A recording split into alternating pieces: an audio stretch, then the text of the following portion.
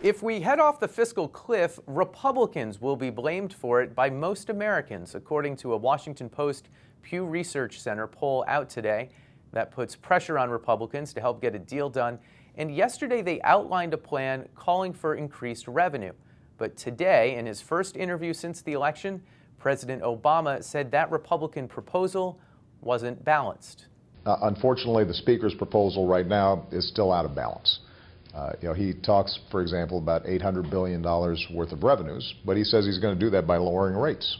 And when you look at the math, it doesn't work. Obama was also asked if he was open to raising the top tax rate just part of the way back up to the old 39% number, 37 or 38%, for instance, and he wouldn't give a firm answer. He also wouldn't give a clear answer on whether he can repeat his 2008 campaign promise not to raise taxes on those making less than $250,000 a year. But the tougher political hand is being played by Republicans, and today Cillizza continues his week-long look at the various sides of the fiscal cliff negotiation with a breakdown of congressional Republicans.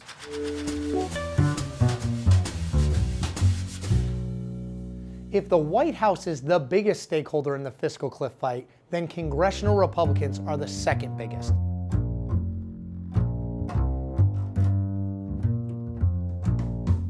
Congressional Republicans have been very consistent about one thing as it relates to the fiscal cliff. They do not want to raise rates on anyone, including those who make $250,000 or more. That's the central disagreement between congressional Republicans and the White House, and the key to any sort of deal will come from which side gives and which side gets on that question. Two things Republicans have to deal with. Number one, do they make a deal on raising tax rates on the wealthiest Americans if they can get entitlement reform in some way, shape, or form done in this grand bargain? The base of the Republican Party would love to reform Social Security and Medicare.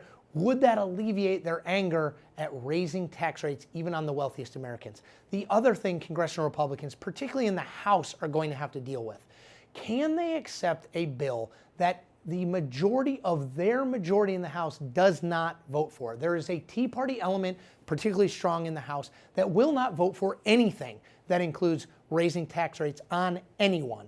Given that, can John Boehner keep his speakership, stay strong in his role, if a majority of Democrats are the ones who put the bill over the top? How likely are congressional Republicans to get what they want?